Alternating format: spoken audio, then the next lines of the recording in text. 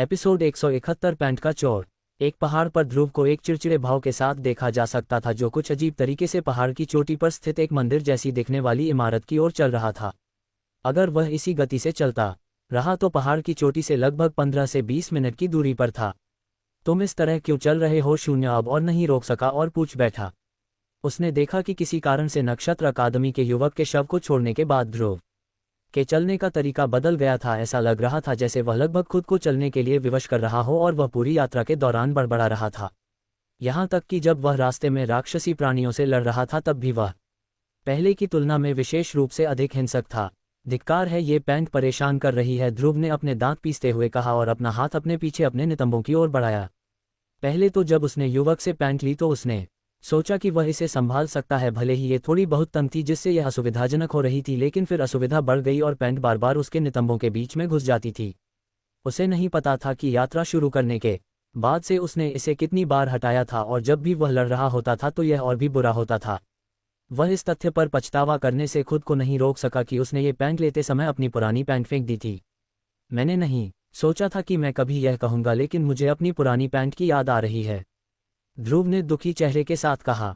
शून्य जो उसके कंधे पर था गायब हो गया और उसके पीछे प्रकट हुआ उसके नितंबों को देख रहा था। वे सुडौल दिख रहे हैं, उसने कहा। है क्या? ध्रुव ने शून्य को देखने के लिए मुड़ते हुए पूछा। तुम्हारे नितंब, ये पैंट बहुत तंग है, इसे सुदृढ़ रख रही है, शून्य ने गंभीरता से कहा। ध्रुव का मन खाली हो गया। उसे उम्मीद नहीं थी कि शून्य उसके नितंबों के बारे में बात कर रहा था। उसने उत्तर न देने का विकल्प चुना। वह पहले से ही पैंट से चिढ़ा हुआ था। अगर वह शून्य को उत्तर देता तो वह शायद फट पड़ता और पैंट उतार देता। दोनों आगे बढ़ते रहे। शून्य पैंट के बारे में बात कर रहा था और ध्रुव हर 5 मिनट या उसके आसपास अपना हाथ पीछे ले जाकर अपने नितंबों के बीच में फिर से घुस गई पैंट को हटा रहा था। वर्तमान में उसके मन में केवल एक ही बात थी कि एक ऐसा लड़का ढूंढा जाए जिसकी वह पैंट लूट सके और वह उसके आकार की होनी चाहिए। मन में एक लक्ष्य के साथ ध्रुव जितनी तेजी से चल सकता था चला, हालांकि उसकी चाल काफी अजीब थी क्योंकि वह कुछ झुकी हुई स्थिति में चल रहा था और बीच बीच में अपने पैर फैला रहा था। दूसरी ओर शून्य उस पर हंसकर अच्छा समय बिता रहा था। ध्रुव की असुविधा देखना काफी मनोरंजक था। कल्पना करो कि कैरों तुम्हें इस हालत में देखे। शून्य ने अचानक ध्रुव के मित्रों के बारे में सोचा। जब ध्रुव ने ये सुना तो उसका शरीर कांप गया और जब से वह कैरों को जानता था पहली बार वह उससे न मिलने की प्रार्थना कर रहा था। भले ही उसे अपने मित्रों को देखे हुए कुछ समय हो गया था और वह इस स्थान को छोड़ने से पहले उनसे मिलना चाहता था, लेकिन इस तरह नहीं। कैरों के व्यक्तित्व को देखते हुए वह उसका अंतहीन उपहास करेगा।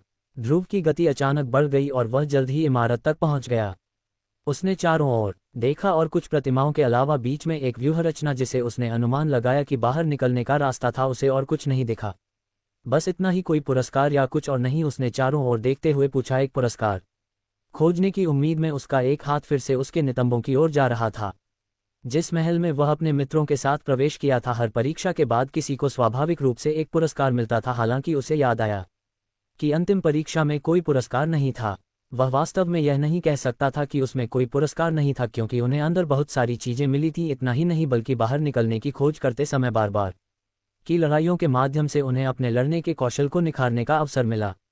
शून्य ने भी चारों ओर देखा। नहीं, यहाँ प्रतिमाओं और इस व्यूहरचना के अलावा कुछ भी नहीं है।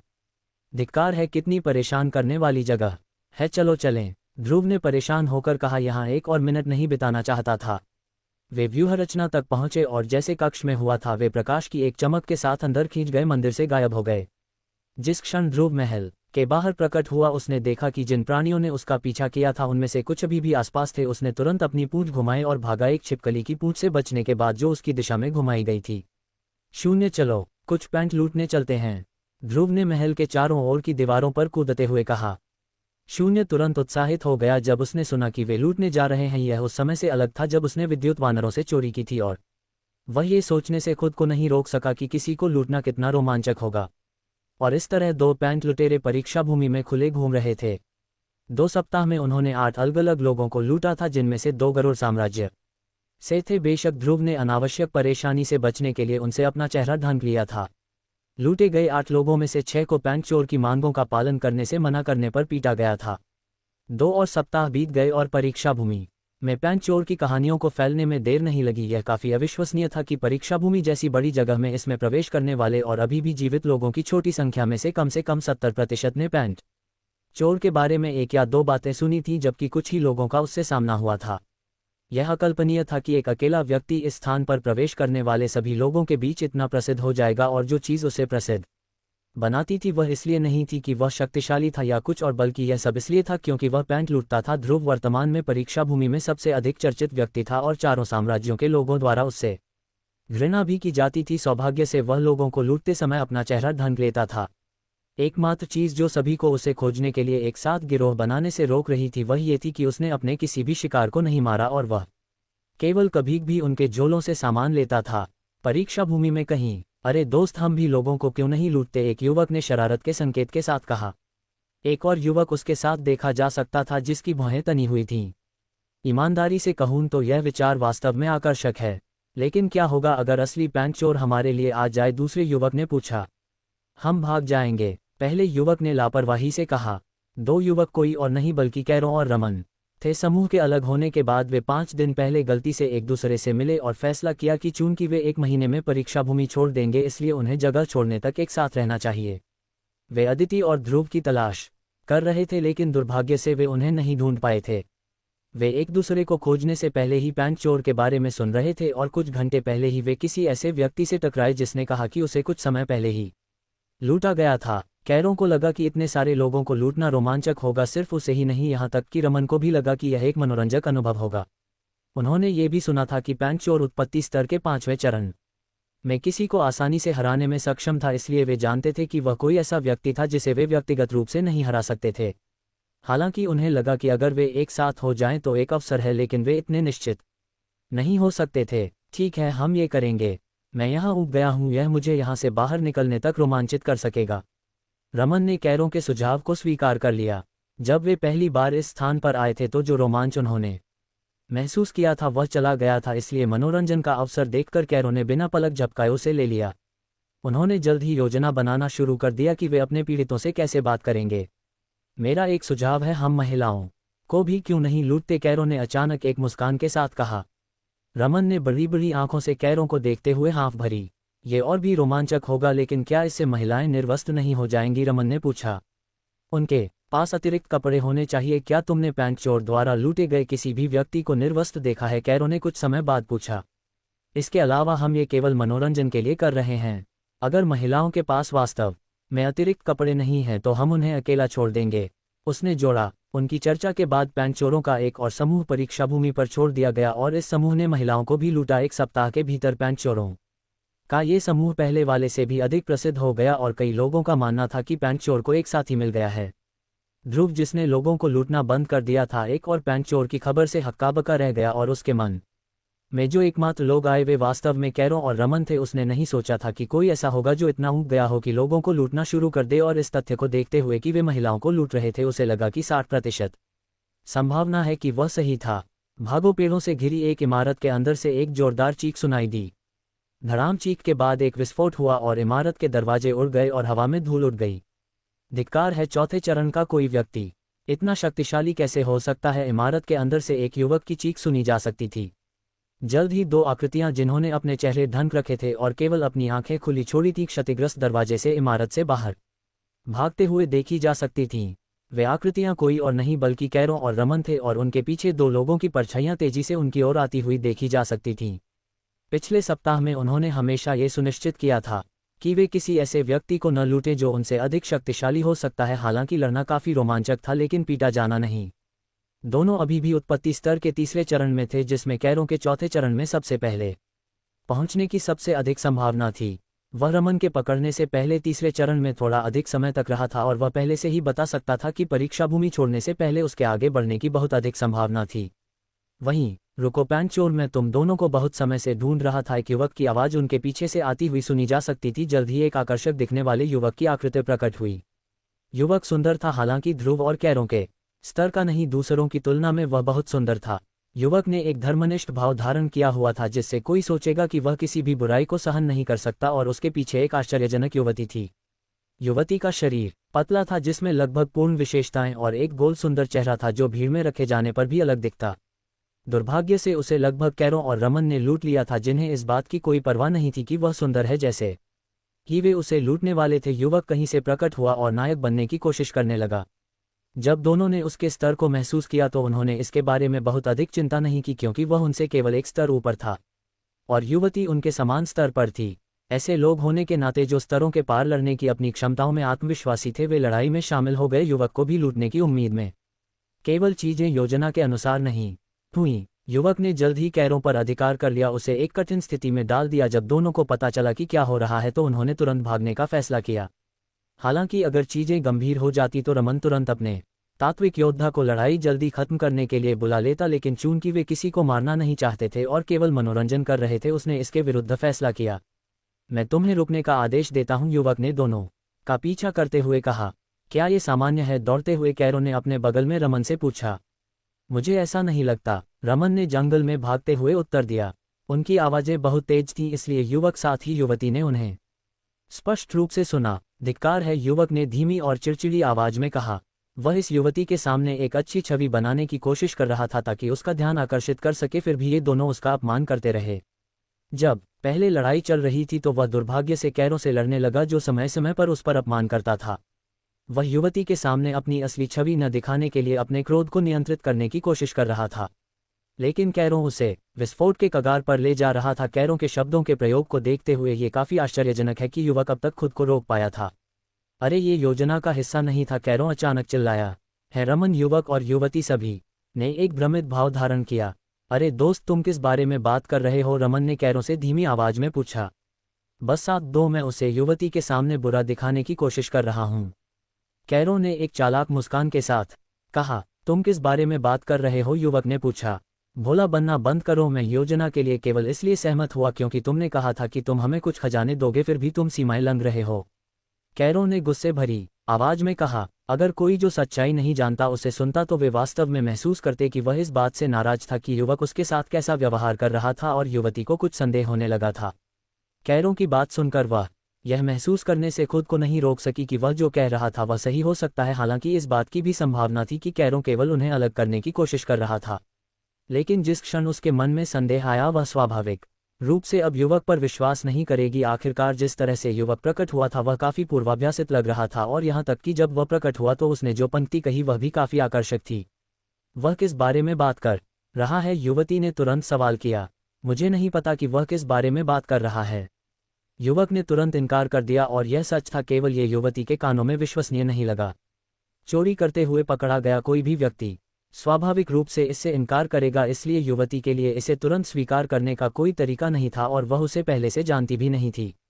इनकार करना बंद करो, तुमने कहा था कि जब हम तुम्हें अपनी ताकत थोड़ी दिखाने देंगे तो तुम हमें जाने दोगे, लेकिन अब तुम हमें बहुत दूर धकेल रहे हो, कैरों ने अन्याय महसूस करते हुए चिल्लाया। लेकिन उसके चेहरे पर एक चौड़ी मुस्कान थी, बस इतना था कि युवती और युवक के लिए इसे देखने का कोई तरीका नहीं था। हाँ, हमें बहुत दूर मत धकेलो, रमन ने एक अन्यायपूर्ण आवाज के साथ जोड़ा। तुम क्या कह रहे हो? युवक लगभग आंसू के कगार पर चिल्लाया। उसे नहीं पता था कि वे किस बारे में बात कर रहे थे, वह केवल युवती का पीछा कर रहा था, और जब उसने कैरों और रमन को उसे लूटते हुए देखा तो वह खुश महसूस करने से खुद को नहीं रोक सका। उसने तुरंत आगे बढ़कर एक कहानी से पढ़ी एक अच्छी पंक्ति कही, जब एक नायक एक सुंदरी को बचा रहा था और उसे बहुत अच्छा लगा। उसने युवती की आंखों में एक चमक भी देखी और उसे लगा कि वह अपने लक्ष्य के करीब आ रहा है, लेकिन अब कैरों के एक ही बयान ने सब कुछ बर्बाद कर दिया था। रुको, कैरों अचानक चिल्लाया, और उसके और रमन को छोड़कर सभी रुक गए। जब उन्होंने देखा कि युवती और युवक ने दौड़ना बंद कर दिया है तो वे दोनों रुक गए और मुड़ गए। मैं उन्हें नहीं जानता, युवक ने एक बार फिर समझाने की कोशिश की, लेकिन युवती के मन में संदेह पहले ही उस पर हावी हो चुका था। आपकी सहायता के लिए धन्यवाद, अलविदा, युवती ने कहा और चली गई। हालांकि वह नहीं जानती थी कि कैरो झूठ बोल रहा था या नहीं, लेकिन उसे लगा कि उसका धन्यवाद करना आवश्यक था, क्योंकि भले ही यह एक चाल हो सकती है, उसने उसकी सहायता की थी। युवक की आंखें गुस्से से लाल हो गईं और उसने कैरों और रमन को चिढ़ भरी आंखों से देखा। वह आग बबूला हो गया था। तुम कमीने, में तुम्हें मार डालूंगा, युवक चिल्लाया और दोनों पर झपटा। ठीक है, बहुत हुआ, रमन ने शांति से कहा, और उसका तात्विक योद्धा उसके पीछे प्रकट हुआ। जो युवक उनकी ओर झपट रहा था वह तुरंत रुक गया और उसकी आंखों में भय का भाव आ गया। उसने कल्पना नहीं की थी कि दोनों वास्तव में अपनी ताकत छिपा रहे थे। तुमने ऐसा क्यों कहा? उसने गुस्से से सवाल किया। तुम एक मूर्ख हो, तुम हमारा पीछा क्यों करते रहे? कैरों ने पूछा।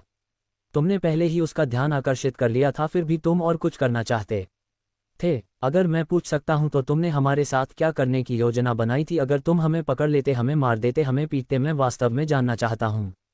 कैरो ने मुस्कुराते हुए पूछा, लेकिन युवक ने केवल उसकी आंखें देखीं। मैं केवल तुम्हें कुछ सबक सिखाना चाहता था। युवक हकलाया। वह जानता था कि उसके किसी भी गलत शब्द से वह दोनों के हाथों अपनी जान गंवा सकता है। ओह सच में दोस्त, हम उसके साथ वही क्यों न करें जो वह हमारे साथ करना चाहता था। कैरो ने रमन को देखते हुए अपनी आंखें सिकोड़ लीं। रमन ने एक हंसी के साथ सिर हिलाया। उसे भी किसी को सबक सिखाने का मन कर रहा था और युवक ने खुद को प्रस्तुत कर दिया। जल्द ही जंगल में दर्द की चीखें गूंजने लगी। सौभाग्य से युवती चली गई थी, वरना युवक बुरी तरह शर्मिंदा हो जाता। दोनों द्वारा एक दो बातें सिखाए जाने के बाद उन्होंने उसकी पैंट लूट ली। हाँ, वह मजेदार था, रमन ने हंसते हुए कहा। हाँ, काश हम किसी को इतनी बार सबक सिखा पाते तो जीवन बहुत अच्छा होता। कैरो ने अपने चेहरे पर एक मुस्कान के साथ कहा। ठीक है, अब आगे कहाँ? क्या हमें इसे जारी रखना चाहिए? रमन ने पूछा। यह मजेदार था, लेकिन मैं अब इससे थक गया हूँ। चलो दूसरों को ढूंढते हैं, कैरो ने कहा। वे पहले ही अपना मनोरंजन कर चुके थे, अब दूसरों के साथ फिर से संगठित होने और संभवतः इस जगह को जल्दी छोड़ने का समय था।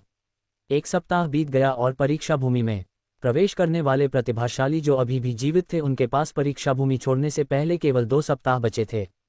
खजानों के लिए संघर्ष तेज हो गया, क्योंकि हर कोई जाने से पहले अपनी ताकत बढ़ाना चाहता था, भले ही वह थोड़ी सी ही क्यों न हो। इसलिए जब भी कोई खजाना मिलता, जब तक कि आसपास कोई दूसरा व्यक्ति होता, तो उसके लिए एक भयंकर लड़ाई होती। ऐसे कई मामले हुए थे जहां लड़ाई एक पक्ष के गंभीर रूप से घायल होने के साथ समाप्त हुई, और कुछ मामलों में अपनी जान गंवाने के साथ। यहां तक कि पिछले 1.5 महीने में प्रसिद्ध हुए पैंट चोर को भी लगभग पूरी तरह से भुला दिया गया था, और चूंकि अब किसी को लूटा नहीं जा रहा था, वे धीरे धीरे उनके बारे में भूल रहे थे और उनका सारा ध्यान खजाने खोजने पर केंद्रित था। परीक्षा भूमि के विभिन्न हिस्सों में हर थोड़ी देर में लड़ाइयां होती देखी जा सकती थीं। अगर ये तब होता जब वे पहली बार परीक्षा भूमि में प्रवेश करते तो प्रतिभाशाली एक दूसरे से दूरी बनाए रखने की कोशिश करते, लेकिन अब कुछ लोग सक्रिय रूप से दूसरों के करीब आ रहे थे, उनसे कुछ चुराने की उम्मीद में। अगले 2 हफ्तों में वे सभी एक सप्ताह खजाने खोजने के लिए उपयोग करेंगे। फिर अंतिम सप्ताह का उपयोग परीक्षा भूमि में स्थित व्यूहरचना तक वापस यात्रा करने के लिए किया जाएगा। परीक्षा भूमि में प्रत्येक व्यक्ति खजाने की तलाश में था, सिवाय ध्रुव, कैरो और रमन के। अधिकांश के विपरीत वे वास्तव में एक दूसरे की तलाश कर रहे थे। यहाँ तक कि अदिति भी खजाने की तलाश में थी, इसलिए ये काफ़ी अजीब था कि यहाँ 3 लोग थे जो अपनी ताकत बढ़ाने में बहुत रुचि नहीं रखते थे। एक पथरीले रास्ते पर ध्रुव को धीरे धीरे एक पहाड़ की चोटी की ओर जाते हुए देखा जा सकता था, जिसके कंधे पर हमेशा की तरह शून्य बैठा था। वह अब कुछ हफ्तों से पैंट चोर पर नजर रख रहा था, और लगभग 1 सप्ताह पहले उसे लगा कि वह दोनों के बहुत करीब है, लेकिन फिर उसने अचानक उनके बारे में अफवाहें सुनना बंद कर दिया, जिससे उन्हें ढूंढना और कठिन हो गया। उसने इस सप्ताह के दौरान एक खजाने के कारण कई लड़ाइयां शुरू होते देखी थीं, लेकिन उसने उस पर एक नज़र भी नहीं डाली। ऐसा नहीं था कि वह अपनी ताकत नहीं बढ़ाना चाहता था, बस इतना था कि उसने कोई ऐसा खजाना नहीं देखा था जिसने उसकी रुचि जगाई हो। न ही शून्य ने उसे बताया था कि कोई अच्छा खजाना है। अगर मैं उन्हें यहाँ नहीं ढूंढ पाया तो मुझे लगता है कि मुझे ये जगह अकेले ही छोड़नी होगी। ध्रुव ने धीरे धीरे पथरीले पहाड़ पर चढ़ते हुए आह भरी। वह कुछ समय से पैंट चोर की तलाश में था, और इस बात की भी संभावना थी कि वे कैरो और रमन न हो, इसलिए इस बात की संभावना थी कि वह अपना समय बर्बाद कर रहा था। बाहरी दुनिया कैसी दिखती है? शून्य ने उत्सुकता से पूछा। खैर, ध्रुव उसे बाहरी दुनिया के बारे में बताने लगा, और इससे पहले कि उन्हें पता चलता 30 मिनट बीत गए और वे पथरीले पहाड़ की चोटी पर थे। चोटी पर पहुंचने पर वह खाली थी। लगता है हमारी खोज व्यर्थ गई।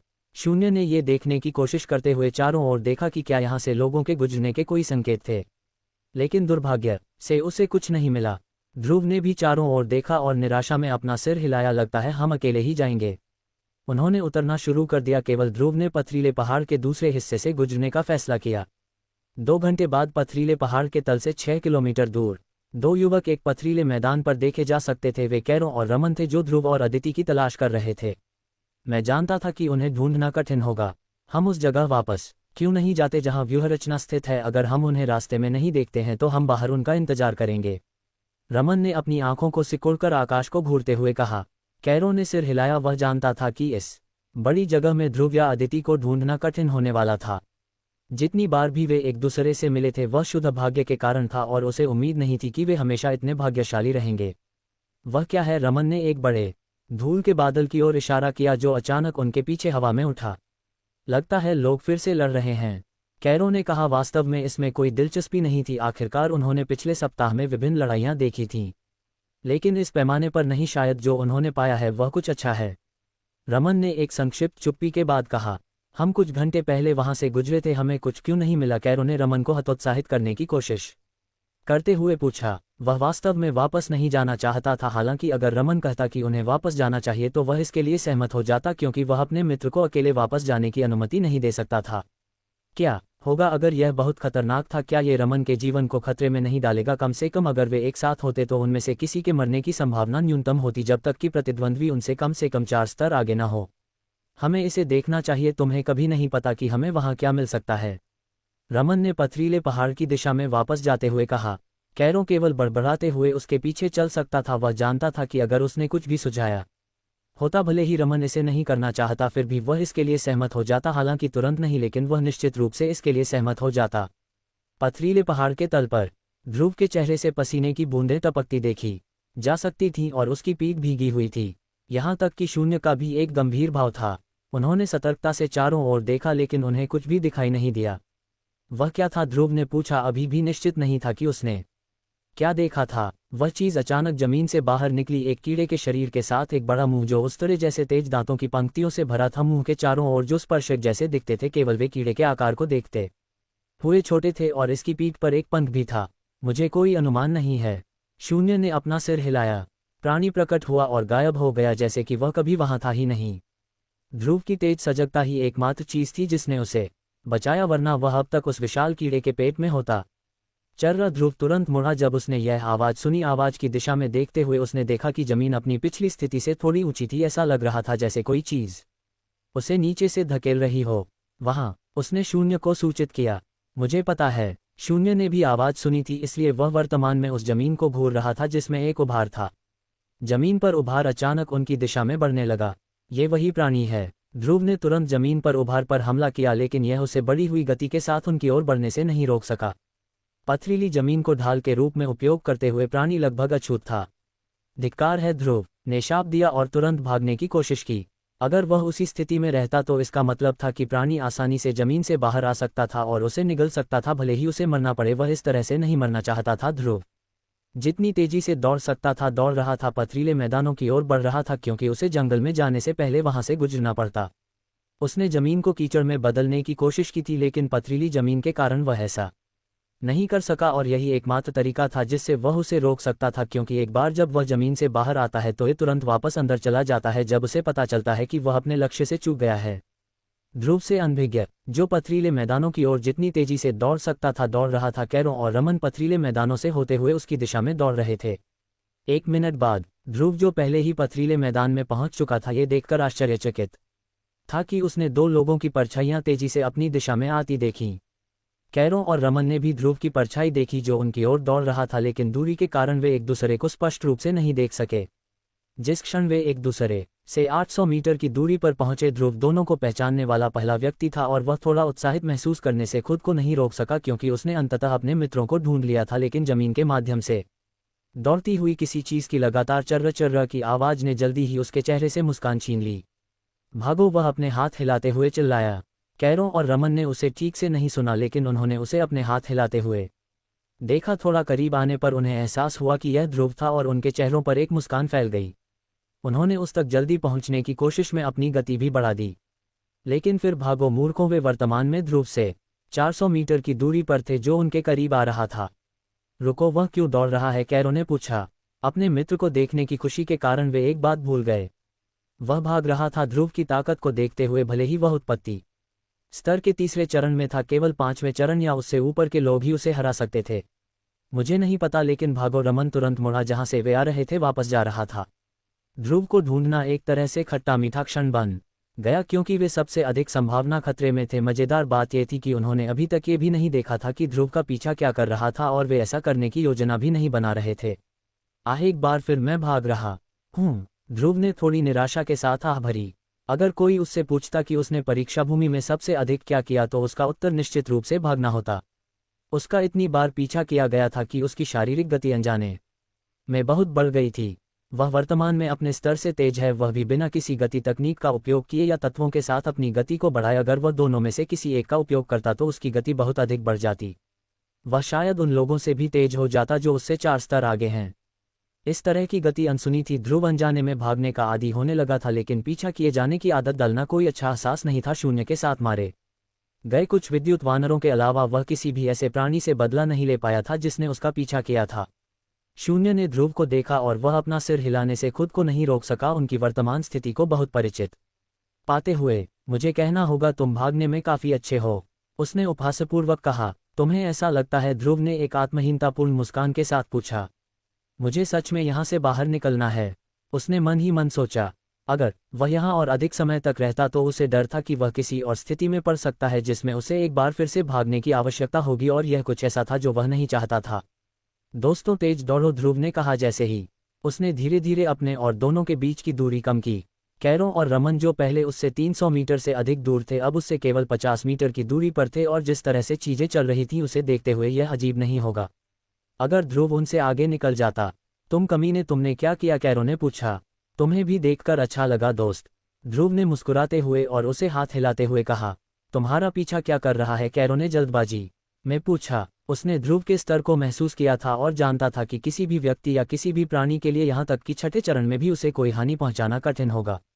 लेकिन जो चीज़ उसे अजीब लगी वह ये थी कि उसने ध्रुव के पीछे कुछ भी नहीं देखा था। अगर ध्रुव के चेहरे पर गंभीर भाव न होता जब उसने उन्हें भागने के लिए कहा तो उसने सोचा होता कि वह केवल उनके साथ मजाक कर रहा था।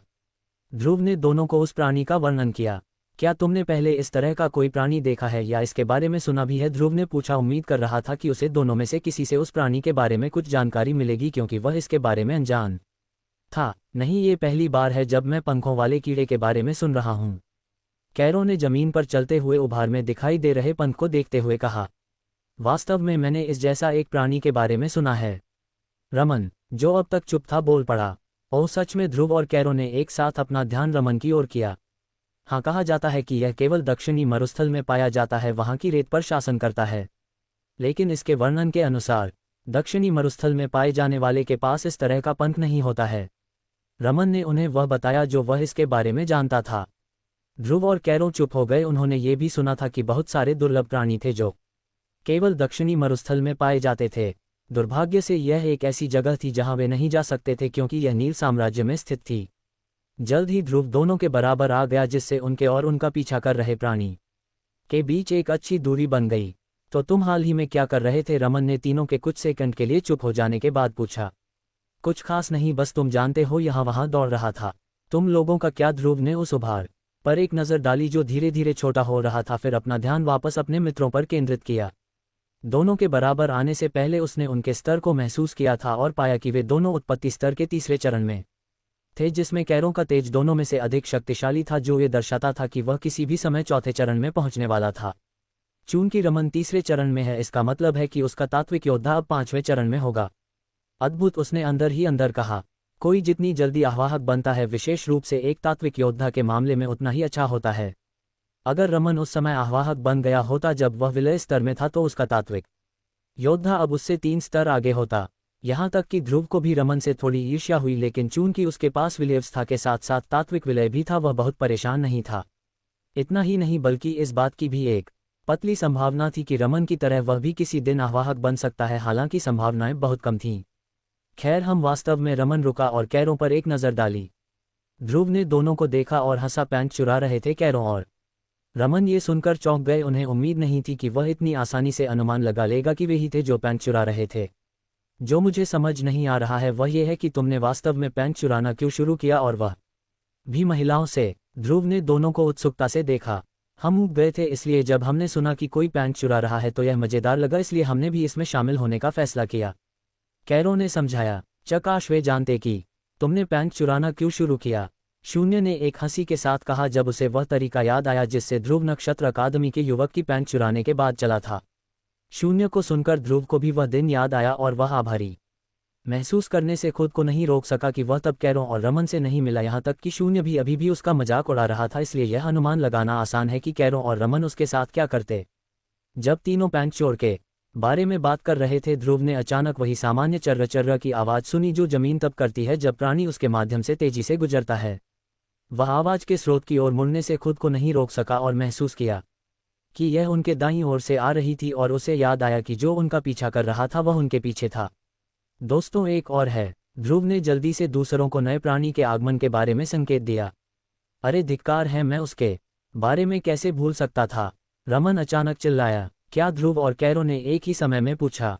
जहां भी इस विशेष प्राणी में से एक होता है वहां और भी होने की संभावना होती है, उनमें से बहुत सारे, रमन ने एक गंभीर भाव के साथ कहा। तीनों पहले ही पथरीले पहाड़ से 7 किलोमीटर से अधिक दूर थे और वर्तमान में उनके आगे के जंगल से 2 किलोमीटर के भीतर थे, लेकिन उन्होंने जल्द ही और अधिक उभारों को उनका पीछा करते हुए देखना शुरू कर दिया, जिनमें से कुछ दूसरों की तुलना में तेज थे, यहां तक कि 2 उनके सामने से उन पर झपट रहे थे। धड़ाम! ध्रुव ने तुरंत एक 2 मीटर की मिट्टी की गदा एक उभार पर पटक दी। जब गदा जमीन से टकराई तो उसने जमीन में एक आघात तरंग भेजी जिसने आसानी से उसके नीचे चल रहे प्राणी को मारा। प्राणी जमीन में केवल आधा मीटर नीचे था और हालांकि आघात तरंग उसे मार नहीं सकती थी, लेकिन उसे उसके नर्म शरीर को चोट पहुंचाने में कोई समस्या नहीं हुई। ये देखकर कि यह प्रभावी था, ध्रुव ने जल्दी से वही काम दूसरे के साथ किया जो उनके सामने था, जिससे तीनों के लिए भागने का रास्ता साफ हो गया।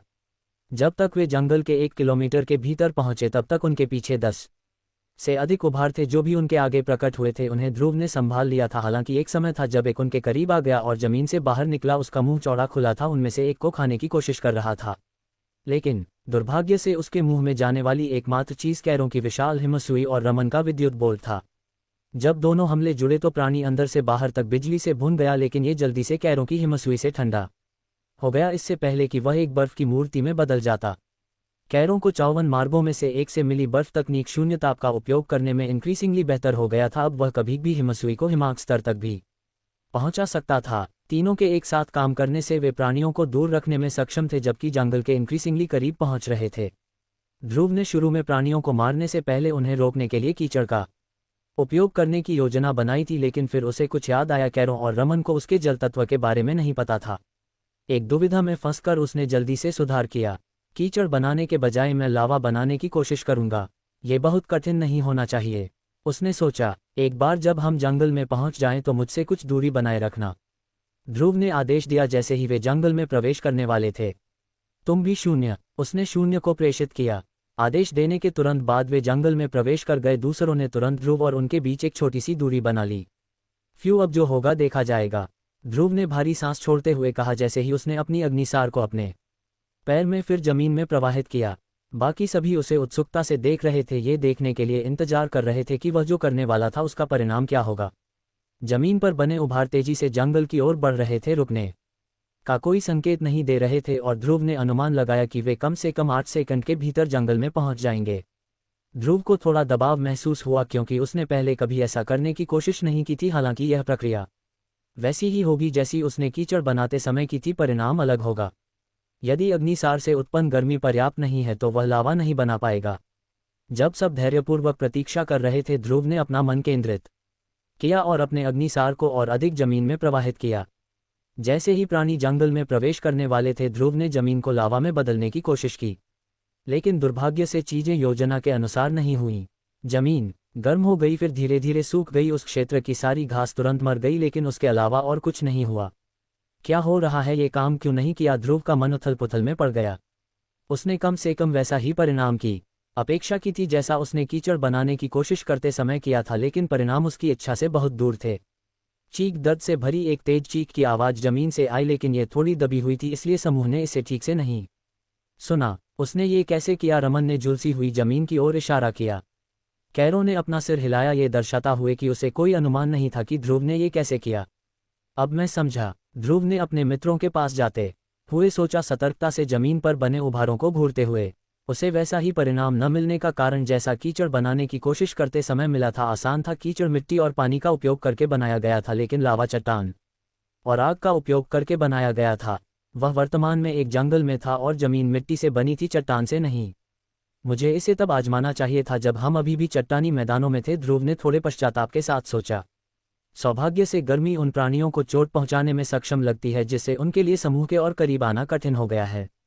जब ध्रुव पहले लावा बनाने की कोशिश कर रहा था तो उसने अपने अग्निसार को लगभग 20 मीटर की चौड़ाई को ढकने के लिए प्रवाहित किया था और प्राणी केवल 10 मीटर से अधिक की चौड़ाई में एकत्रित थे, इसलिए थोड़ा और आगे बढ़ने के बाद भी वे तीनों तक नहीं पहुंच सके। जल्द ही जमीन पर बने उभार गायब हो गए। 1 मिनट बाद क्या वे चले गए? कैरो ने पूछा। ऐसा ही लगता है, रमन ने चारों ओर देखने के बाद उत्तर दिया। मैं पूरी तरह से निश्चित नहीं हूं, हमें सतर्क रहना चाहिए। ध्रुव ने कहा। दोनों की तुलना में ये कहा जा सकता है कि उसे इन प्राणियों के बारे में अधिक अनुभव था, क्योंकि उसने दोनों से पहले उनका सामना किया था। उन्होंने 1 और रुकने का निर्णय लिया, लेकिन जब उन्होंने कुछ नहीं देखा तो ध्रुव ने अंततः निर्णय लिया कि यह जाने का समय है। समूह के मुड़ने और जंगल में गहराई तक जाने के बाद उनकी जानकारी के बिना पश्चिम में 30 मीटर जमीन पर एक उभार चुपचाप उनकी ओर बढ़ रहा था। इस विशेष कृमि ने गर्म मिट्टी के चारों ओर एक चक्कर लगाया। न केवल इसने बल्कि दूसरों ने भी। जमीन पर बना उभार धीरे धीरे पीछे हट गया, जिससे सतह फिर से समतल हो गई, लेकिन कृमि अभी भी तीनों की दिशा में बढ़ रहा था। जंगल में 100 मीटर अंदर। तुमने वह कैसे किया? रमन ने पूछा। बस एक छोटी सी तरकीब जो मैंने यहाँ सीखी, ध्रुव ने उत्तर दिया, जो अभी भी सतर्कता से चारों ओर देख रहा था। उसे लगा कि उसका पिछला हमला उन प्राणियों को रोकने में सक्षम नहीं होना चाहिए, क्योंकि उसने एक विस्तृत क्षेत्र को नहीं ढका था। एक तरकीब, तुम इसे कहते पीछे हटो। ध्रुव ने रमन का हाथ पकड़ा और जोर से खींचा। रमन, जिसे ध्रुव के खींचने की अपेक्षा नहीं थी, अप्रत्याशित रूप से खिंचाव से हवा में उड़ गया। जैसे ही वह हवा में गया, जिस जमीन पर वह पहले खड़ा था वह फट गई और एक कृमि अपना मुंह चौड़ा करके जमीन से बाहर निकला। धड़ाम। रमन अपने कूल्हों के बल गिरा, लेकिन उसके पास दर्द की शिकायत करने का समय नहीं था, नहीं ध्रुव की अमानवीय शारीरिक शक्ति का। वह तुरंत खड़ा हो गया और ये देखकर कि जो कृमि उसे अपना भोजन बनाना चाहता था वह अभी तक जमीन में वापस नहीं गया है, उसने कैरों और ध्रुव के साथ हमला कर दिया। दुष्ट, मेरा स्वाद अच्छा भी नहीं है, तू मुझे क्यों खाना चाहता है? उसने कृमि पर हिंसक रूप से हमला करते हुए कोसा। इससे पहले कि कृमि जमीन में वापस जा पाता, दुर्भाग्य से तीनों के हमलों, विशेष रूप से रमन के उन्मत्त हमलों से उसकी मृत्यु हो गई। अरे दोस्त, यह मर चुका है, तुम हमला करना बंद कर सकते हो। कैरों ने रमन को रोका, जो अभी भी कृमि पर हमला कर रहा था, भले ही वह मर चुका था। हमफा। रमन ने गुस्से से नाक सिकुड़ी, फिर अपने बाएं कंधे को पकड़कर दर्द से चिल्लाया। धत, ध्रुव तुम इतने शक्तिशाली कैसे हो? उसने दर्दनाक भाव के साथ अपना कंधा मलते हुए पूछा। क्षमा करना, मैंने मेरे करीब रहो। जैसे ही ध्रुव समझाने वाला था, शून्य ने उसे और कृमियों के बारे में बताया जो उनके रास्ते में आ रहे थे। तीनों एक साथ चिपक गए और ध्रुव ने अपने अग्निसार को फिर से जमीन में प्रवाहित किया, जिससे उनके चारों ओर की मिट्टी गर्म हो गई। चीख। एक बार फिर दर्द की एक चीख सुनाई दी, क्योंकि कृमियों में से एक दुर्भाग्यशाली था जो उस क्षेत्र में था जिसे ध्रुव ने गर्म किया था। धीरे धीरे क्षेत्र का विस्तार करके उसने धीरे धीरे कृमियों को पीछे धकेल दिया। 20 मिनट बाद। इतना काफी होना चाहिए, ध्रुव ने कहा। यद्यपि उसने सभी कृमियों को नहीं मारा, लेकिन गर्मी से उन्हें जो दर्द महसूस हुआ वह उन्हें दूर रखने में सक्षम होना चाहिए। तो तुम लोग कहाँ जा रहे हो? उसने पूछा। हम शुरू में तुम्हें और अदिति को खोज रहे थे, चूंकि हमने तुम्हें ढूंढ लिया है। मुझे लगता है कि अदिति हमारा अगला लक्ष्य है, लेकिन अगर हम उसे 1 सप्ताह के भीतर नहीं ढूंढ पाए तो हमें उसे बिना लिए इस जगह को छोड़ना होगा। तुम्हारा क्या विचार है? कैरो ने समझाया। जैसा तुम लोगों का है, ध्रुव ने कहा। ठीक है, चलो अदिति को ढूंढते हैं और फिर इस जगह को छोड़ देते हैं। मुझे अकादमी की बहुत याद आई है। कैरो जंगल में गहराई तक जाने वाला पहला व्यक्ति था। हाँ, मुझे भी, ध्रुव और रमन ने एक ही समय में कहा। मुझे आश्चर्य है कि इतने लंबे समय तक न देखने के बाद क्या साम्राज्य बदल जाएगा? रमन ने अचानक कैरों के पास पहुंचने के बाद पूछा। मुझे ऐसा नहीं लगता, हम इतने वर्षों से साम्राज्य में रहे हैं और यह नहीं बदला। ये छोटे से 6 महीनों में क्यों बदलेगा? कैरों ने उत्तर दिया। उसे नहीं लगा कि साम्राज्य में कोई बदलाव होगा, क्योंकि कई बार परिवर्तन तुरंत होता है, बिना किसी चेतावनी के ये बस हो जाता है। जो लोग तुमसे प्रेम करते हैं वे तुमसे घृणा करने लगेंगे, और जो कहते थे कि वे तुम्हारे लिए मर जाएंगे वे तुम्हें मारने की कोशिश करेंगे। ये सब पलक झपकते ही हो जाएगा। ध्रुव भी बातचीत में शामिल हो गया। उसने आगे कहा, ऐसा नहीं है कि वे तुम्हें पहले पसंद नहीं करते थे, ये सिर्फ परिवर्तन है। इसीलिए कहा जाता है परिवर्तन ही संसार का नियम है। तुम कभी नहीं जान पाओगे कि कोई या कुछ कब बदलेगा, वे बस बदल जाते हैं। ठीक है, मैं यह नहीं कह सकता कि तुम इस बारे में गलत हो, लेकिन मुझे अब भी विश्वास है कि भले ही साम्राज्य बदल जाए, ज्यादा अंतर नहीं होगा। कैरो ने कहा। हम सब यही मानते हैं, ध्रुव ने उत्तर दिया। समूह में सन्नाटा छा गया, क्योंकि वे सभी परिवर्तन के बारे में सोचने लगे। क्या होगा यदि साम्राज्य बदल जाता है? तो वे क्या करेंगे, और वे अचानक हुए परिवर्तन के अनुकूल कैसे हो सकते हैं? अरे ध्रुव, तुमने अभी एक बुजुर्ग की तरह बात की। रमन ने सन्नाटा तोड़ने का निर्णय लिया। हाँ, क्या तुम सच में 50 से अधिक के नहीं हो? कैरो ने हंसते हुए कहा। तीनों जल्द ही ध्रुव का मजाक उड़ाते हुए हंसी में डूब गए, लेकिन उसने कोई आपत्ति नहीं की, क्योंकि वह भी उनके साथ हंसने लगा। लेकिन गंभीरता से, तुमने ये कहाँ सुना? रमन ने उनकी हंसी के दौर के बाद पूछा। एक पुस्तक से जो मैंने पढ़ी थी, ध्रुव ने कुछ समय बाद उत्तर दिया। यह एक अच्छी पुस्तक है, रमन ने चुप होने से पहले कहा। तीनों ने अदिति की खोज जारी रखी, लेकिन 6 दिन बीत जाने के बाद भी उन्होंने उसका कोई संकेत नहीं देखा। यद्यपि उन्हें अपने मित्र की क्षमता पर विश्वास था, वे थोड़ा भयभीत महसूस किए बिना नहीं रह सके। आखिरकार वे जानते थे कि परीक्षा भूमि में खतरनाक स्थान थे जहां अगर वे सभी एक साथ होकर भी प्रवेश करते तो भी उनके मरने की संभावना अधिक होती। नील साम्राज्य के एक जंगल में गहरी एक पर्वत श्रृंखला में भैरव के परिवार से संबंधित परिसर गर्व से खड़ा देखा जा सकता था। एक अध्ययन कक्ष में खटखट कुर्सी पर बैठे अधेड़ उम्र के व्यक्ति ने अपना सिर उठाया। उसके चेहरे पर थकान का भाव देखा जा सकता था। अंदर आ जाओ, उसने एक गरिमापूर्ण तरीके से कहा। पुस्तकालय का दरवाजा धीरे धीरे खोला गया और परिवार का सेवक सिर झुकाए अंदर आया। आपने मुझे बुलाया मेरे स्वामी? सेवक ने बोलने से पहले मेज के सामने घुटने टेक दिए। क्या वे अभी तक वापस आ गए हैं? अधेड़ उम्र के व्यक्ति ने पूछा। नहीं मेरे स्वामी, सेवक ने अपना सिर हिलाया। तुम जा सकते हो। अधेड़ उम्र के व्यक्ति ने उसे दूर भेज दिया क्योंकि उसके चेहरे पर दुख का भाव झलक रहा था।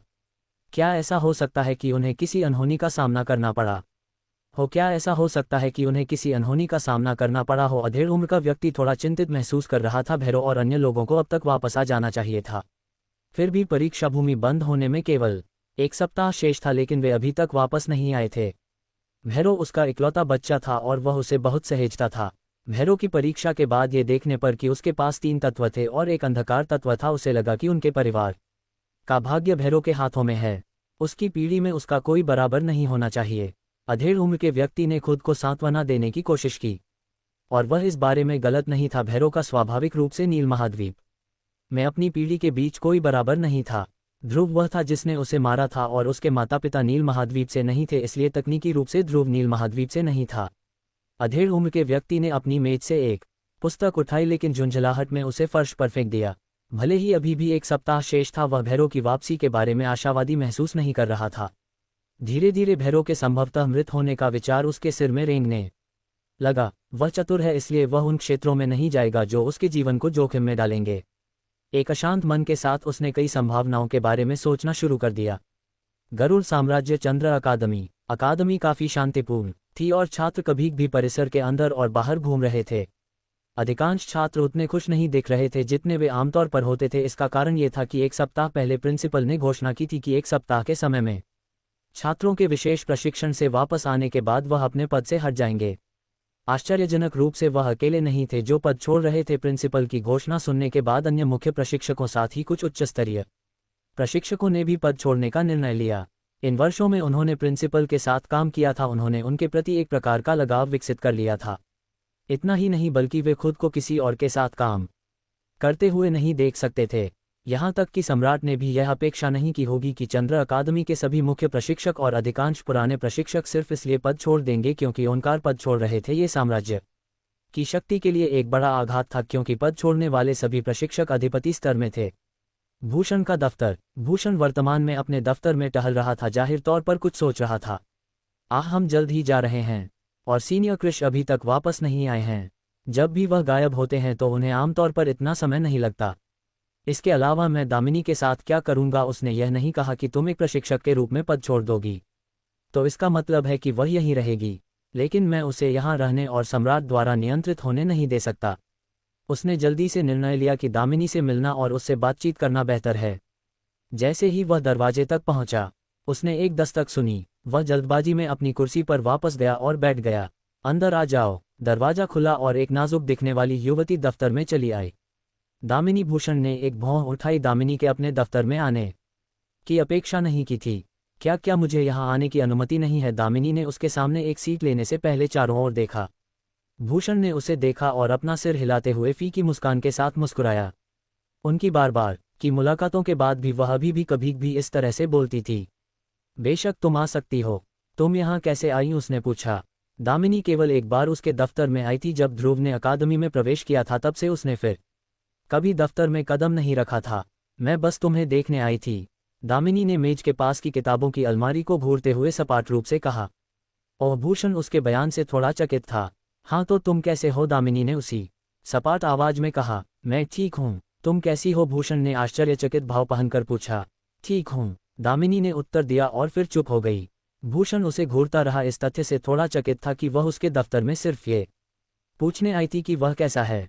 बस इतना ही नहीं होना चाहिए है ना? 1 मिनट बीत गया और दफ्तर अभी भी शांत था। केवल दोनों की हल्की सांसों की आवाज दफ्तर में सुनाई दे रही थी।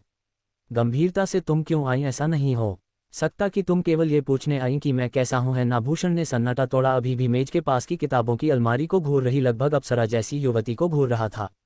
दामिनी बिना उत्तर दिए किताबों की अलमारी को घूरती रही। जैसे ही भूषण उससे एक बार फिर सवाल करने वाला था, उसने अपना मुंह खोला। तुम कब जा रहे हो? मैं प्रिंसिपल के साथ जा रहा हूं। भूषण ने धीमी आवाज में उत्तर दिया। अच्छा, क्या तुमने अलविदा कहे बिना जाने की योजना बनाई थी? दामिनी ने अंततः किताबों की अलमारी को घूरना बंद कर दिया और सीधे भूषण की आंखों में देखा। वह महसूस कर सकती थी कि अकादमी छोड़ने के बाद उनसे संपर्क करना बेहद कठिन हो जाएगा। यद्यपि वह बहुत कुछ नहीं जानती थी, वह बता सकती थी कि कुछ गड़बड़ है। तुम्हारे घर आने और तुमसे बात करने वाला था। भूषण ने बिना पलक झपकाए उसकी आंखों में वापस देखते हुए उत्तर दिया। दामिनी ने आगे कुछ नहीं कहा और अपना सिर झुका लिया, मानो किसी चीज का इंतजार कर रही हो। क्या तुम हमारे साथ आना चाहती हो? भूषण ने कुछ समय तक इस पर विचार करने के बाद अंततः पूछा। उसे नहीं लगा कि उसके उनके साथ आने की संभावना अच्छी है, इस तथ्य को देखते हुए कि उसके पिता साम्राज्य के एक उच्च पदस्थ अधिकारी थे। भले ही उसके जाने से बहुत मतलब नहीं होगा, भूषण को लगा कि उसके पिता इसे मंजूरी नहीं देंगे। दामिनी की आंखें नम हो गईं और उसने अपना सिर नीचे रखा। मैं नहीं आ सकती। वह उठी और दरवाजे की दिशा में चली गई। क्या तुम डरती हो कि तुम्हारे पिता क्या कहेंगे? भूषण ने पूछा जब वह दरवाजे पर पहुंची। वह अपने पैरों पर खड़ा हो गया और दामिनी के पास पहुंचा। वह क्या कहेंगे यह नहीं, बल्कि उन्हें कैसा महसूस होगा। जैसे तुम अपने गुरु को निराश नहीं करना चाहते, मैं भी अपने पिता को निराश नहीं करना चाहती। दामिनी ने अपने एक हाथ से दरवाजे की घुंडी पकड़ते हुए कहा। भले ही इसकी कीमत तुम्हारी स्वतंत्रता हो, मुझे पता है कि मैं हमेशा गुरु की मांगों के अनुसार काम करता हूं, लेकिन कई बार मैंने अपने लिए तुम्हारे लिए काम किए हैं। भूषण ने उसके पीछे खड़े होकर कहा। मुझे पता है, लेकिन हम दो अलग अलग लोग हैं। अगर मैं तुम्हारे साथ जाने का निर्णय लेती हूं तो पिता का दिल टूट जाएगा। दामिनी ने धीरे धीरे दरवाजे की घुंडी घुमाते हुए कहा। और मैं, तुम्हें क्या लगता है कि मुझे कैसा महसूस होगा? भूषण ने धीमी आवाज में पूछा। घूमती हुई दरवाजे की घुंडी एक क्लिक की आवाज के साथ रुक गई और दामिनी उसे देखने के लिए मुड़ी। जब उसने उसकी आंखें देखी तो उसे अंदर से दुख हुआ। वह उसकी आंखों में दर्द देख सकता था, फिर भी एक संकल्प भी था, वह अपना मन नहीं बदलेगी, इतनी आसानी से नहीं। भूषण ने आगे कहा, तुम्हारा क्या तुम इस निर्णय के साथ आराम से रह पाओगी? किसी ऐसे व्यक्ति के लिए अपना जीवन बर्बाद मत करो जिसने अपना जीवन पहले ही जी लिया है। मुझे क्षमा करना, अलविदा। भूषण। दामिनी ने दरवाजा खोला और दफ्तर से बाहर निकल गई, अपने पीछे दरवाजा बंद कर दिया। दरवाजा बंद करने के बाद वह अपनी पीठ दरवाजे से सटाकर फर्श पर गिर गई और उसके चेहरे पर आंसू बहने लगे। सौभाग्य से भूषण विद्युत कक्ष में एकमात्र प्रशिक्षक था, इसलिए इमारत में कोई और नहीं था। भूषण, जो दरवाजे के दूसरी तरफ था, उसकी सिसकियां सुन सकता था। वह दरवाजा खोलकर बाहर जाना चाहता था, लेकिन उसने अपनी आत्मिक चेतना बाहर भेजी ये देखने के लिए कि वह कहाँ है। उसे देखकर उसने एक आह भरी। इसका कारण यह था कि अगर वह दरवाजा खोलता तो दामिनी, जिसकी पीठ उसके खिलाफ थी, दरवाजे का सहारा खो देती और जमीन पर गिर जाती। दरवाजे के दूसरी तरफ खड़े होकर और दामिनी की सिसकियां सुनकर भूषण ने अपनी आंखें बंद कर लीं और गतिहीन रहा। किसी और को खुश करने के लिए खुद को चोट मत पहुंचाओ, भूषण ने दरवाजे के दूसरी तरफ से कहा और अपनी सीट पर वापस चला गया। वह दामिनी को उनके साथ आने के लिए सहमत होने के लिए मजबूर नहीं कर सकता था। चूंकि उसने निर्णय लिया है कि उसके पिता की भावनाएं अधिक महत्वपूर्ण हैं, तो ऐसा ही हो। दामिनी कुछ समय के लिए दफ्तर के बाहर रही और फिर चली गई। उसे लगा जैसे वह समुद्र में तूफान में फंसी एक छोटी नाव है। उसका दिल उसे भूषण के साथ जाने के लिए कह रहा था, लेकिन उसका दिमाग उसे अपने पिता की भावनाओं को चोट न पहुंचाने के लिए कह रहा था। उस रात वह सो नहीं सकी क्योंकि वह बार बार इस मामले पर विचार करती रही। क्या उसके पिता के कारण रुकने का उसका निर्णय वास्तव में सही है? अगली सुबह वह चुपचाप चंद्र अकादमी से चली गई। परीक्षा भूमि में वापस। यह आखिरी दिन है, अगर हम आज अदिति को नहीं ढूंढ पाए तो हम उसे बाहर देखेंगे, कैरो ने अपने हाथों में मांस चबाते हुए कहा। यह वह चीज थी जिसकी उसे सबसे ज्यादा याद आई थी, ध्रुव का खाना बनाना। उसकी तरह रमन एक भयानक रसोइया था और भले ही उन्हें अच्छा भोजन पसंद था, वे एक नहीं बना सकते थे, इसलिए ध्रुव के साथ रहना उनके लिए एक आशीर्वाद था। तीनों वर्तमान में एक मैदान में बैठे थे और एक आग धीरे धीरे जल रही थी जिसमें एक सीख लगी हुई थी और उस पर जो एक सुअ के अवशेष जैसा लग रहा था देखा जा सकता था। मुझे कहना होगा दोस्त, तुम एक महान रसोइया हो, कुछ लोगों की तरह नहीं जिन्हें मैं जानता हूँ। अंतिम कथन कहते समय कैरो ने रमन को घूरना सुनिश्चित किया। रमन हक्का बक्का रह गया। वह मुझे क्यों देख रहा है, उसने खुद से पूछा। हाँ रमन, मैं तुम्हारे बारे में बात कर रहा हूँ। तुम एक बुरे रसोइया हो। नहीं बुरा कहना इसे अच्छा लगता है, तुम एक भयानक रसोइया हो, कैरो ने रमन को अवमानना से देखते हुए कहा। जैसे तुम कोई बेहतर हो, रमन ने गुस्से से जवाब दिया। कम से कम मेरे खाना पकाने से पेट खराब नहीं होता, हमारे विकसित अंगों के साथ भी तुम्हारा भयानक खाना अभी भी जहरीला है। मुझे पूरा विश्वास है कि तुम्हारा खाना पकाना रहस्यमयी स्तर से नीचे के लोगों के पूरे नगर को आसानी से खत्म कर सकता है। कैरो ने अभी भी रमन को अवमानना से देखते हुए कहा। कैरो का बयान सुनकर ध्रुव शून्य और यहाँ तक कि रमन भी चकित रह गए। क्या ये इतना बुरा है? रमन मदद नहीं कर सका लेकिन पूछ बैठा। उसने अपना भोजन चखा था और वह कैरो से सहमत हो सकता था कि वह एक भयानक रसोइया था, लेकिन चलो भी उसका खाना पकाना रहस्यमयी स्तर से नीचे के लोगों के पूरे नगर को खत्म कर सकता है। क्या ये थोड़ा अतिशयोक्तिपूर्ण नहीं है? तुम अपने माता पिता के लिए खाना पकाने की कोशिश कर सकते हो, अगर वे इससे बच गए तो मैं 1 सप्ताह तक नग्न घूमूंगा। कैरो 1 महीने तक नग्न घूमने के लिए भी तैयार था, क्योंकि उसे पूरा यकीन था कि रमन के माता पिता इससे मर जाएंगे। वे शायद मरने से पहले 2 घंटे भी नहीं टिकेंगे। ठीक है कैरो, मैं समझ गया, मैं एक बुरा रसोइया हूँ, लेकिन यह मत भूलो कि जब तुमने खाना बनाया था तो हम कुछ भी नहीं खा सके थे। कम से कम मेरे में खाने के लिए कुछ बचा था। तुमने दूसरी ओर मांस के बाहरी हिस्से को जला दिया था, फिर भी अंदर ठीक से नहीं पका था। रमन ने हंसते हुए कहा। वह मेरी गलती नहीं थी, आग ठीक से नहीं बनी थी। कैरो ने समझाने की कोशिश की। और आग किसने बनाई थी? रमन ने एक ताने के साथ पूछा।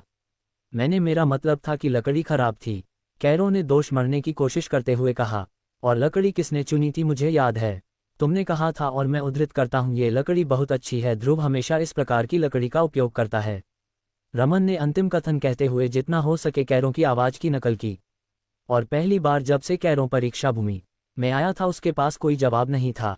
शब्दों के इस युद्ध में रमन विजेता था, लेकिन वह जानता था कि वह फिर से मजबूत होकर वापस आएगा। मैं इस बार हार स्वीकार करूंगा, लेकिन उसे याद रखना चाहिए उसने ये लड़ाई जीती हो सकती है, लेकिन मैं हमेशा युद्ध जीतूंगा, उसने खुद को खुश करते हुए सोचा। ध्रुव दूसरी ओर दोनों के बीच की नोकझोंक का आनंद ले रहा था। जब से वे एक साथ हुए थे उसकी यात्रा कम से कम बहुत मनोरंजक रही थी।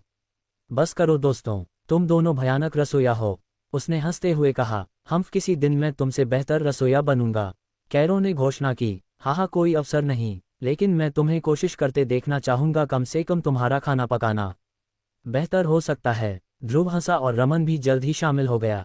मैं किसे धोखा दे रहा हूं? मैं खाना पकाने के लिए पर्याप्त धैर्यवान नहीं हूं। मैं बस अपने लिए एक पत्नी ढूंढ लूंगा जो एक महान रसोइया हो, लेकिन तब तक तुम्हें मेरे लिए खाना बनाना होगा। कैरो ने तुरंत खाना पकाना सीखने का विचार छोड़ दिया। अच्छा और स्वादिष्ट भोजन खाना बहुत अच्छा था, एक तैयार करना उतना अच्छा नहीं था। कम से कम तुम अपनी सीमाएं जानते हो। रुको, तुम्हारे लिए कौन खाना बनाएगा? ध्रुव ने कैरो को देखते हुए पूछा।